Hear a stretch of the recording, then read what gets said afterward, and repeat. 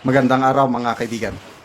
Bigyan natin ng reaction opinion itong post ni Batas PH titled Missing Salen ni Supreme Court Associate Justice Lunen.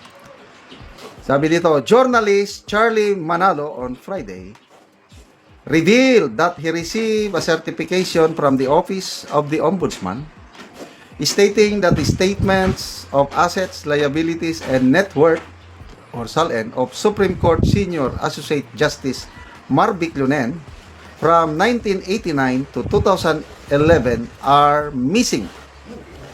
In a press conference, Manalo said that at that time Lunen was serving as a professor and later as Dean of the UP College of Law. Batas PH has sought comment from Senior Associate Justice Lunen, but he has yet to respond as of this posting. Manalo was joined in the press conference by Bicol Saro Party List Representative Terry Ridon. Anong kinalaman ni Congressman Terry Ridon dito sa press conference na ito? Masyado namang alatado, di ba? Ito na pala yung post ni Doc Lorin Badoy, kanina lang nabasa ko. Ngayon ko lang naintindihan. Kung sabi kasi ni Dr. Badoy na Justice Lunen ordered the submission of SARO Special Allotment Release Order mula 2024 hanggang 2025. Kaugnay ito sa petition sa Supreme Court, yung unprogrammed allocations na dapat ma-declare na unconstitutional. So, malaking bagay ito yung SARO maipakita. Nako, malalaman natin sino ang tumanggap ng mga pundok. Pati yung 60 billion sa PhilHealth, 107 billion sa PDIC, yung galing sa Government-Owned Control Corporation, malalaman na natin sino ang tumanggap. So, ano ngayon ito? Kaya pala, sabi ni Doc Lorin Badoy, sinisiraan nila si Supreme Court Justice Lunen. Sinisiraan ng administrasyong ito. Let us protect the protectors of our democracy, meaning the Supreme Court Justice. Sila lang yung sandigan natin ngayon. Ngayon, ito, linalabasan nila ng ano ito. So, how many years ito? 1989.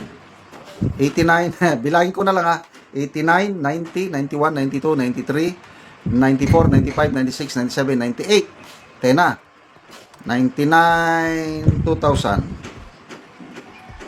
So, parang 22 years. Yeah? 22 years. Halos hindi ako maniwala na kasi ako naging government employee din ako. Automatic na yan na mag-file ka ng SALN. Hindi pwedeng hindi ka mag-file ng SALN. Tapos ito 22 years ba yan? 21 years na nawawala. Duda na ako niyan. Well, granting na nawawala, wala siyang file doon sa ombudsman. Paano kung may file si Justice Lunen?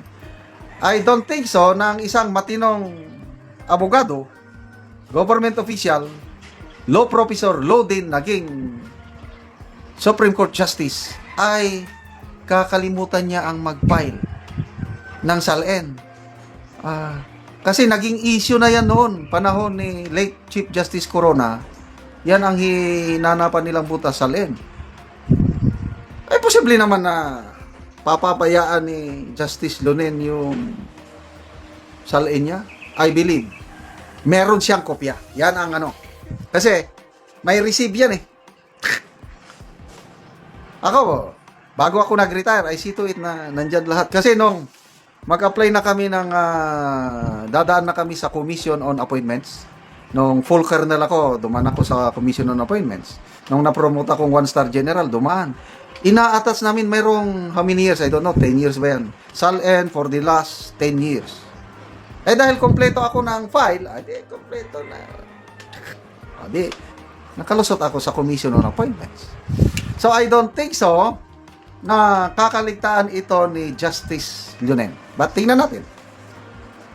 Nakakapagtaka, paano mawala? Okay lang sana kung ang mawala, 1, 2 taon, pwede. Ay baka na-misplace. Kailan? Ang tagal na panahon, tapos nawawala. Ay, nako. Tapos nandyan pa si Terry Redon, Congressman Terry Redon. Wala na, duda na ako. I don't know sa inyo. Babasahin ko lang itong certification galing sa Office of the Ombudsman. This is to certify that despite diligent search by the undersigned, the statement of assets, liabilities, and network of Justice Mario Victor Famorca Lunen as Professor and Dean, University of the Philippines College of Law for calendar years 1989 to 2000 were not found in our records. This certification is issued upon request of Mr. Charlie Manalo under so and so. So, Selvin John Macayana, Legal Assistant, Interim SALN in charge. So,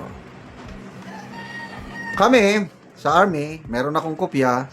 Ang OWESPA office sa AP, meron din silang kopya. So, baka ang UP, meron din kopya. Kasi, ilang copies yung SALN na yun. May maiiwan sa employee, may maiiwan doon sa school, or then papunta pataas sa ombudsman. Tingnan natin. You can never put a good man down. That is sigurado ako niyan. Kaya hindi nyo matutumba, masisira si Justice Lunen. He will stand out sooner or later. Salamat mga kaibigan sa inyong pagsubaybay sa channel na ito.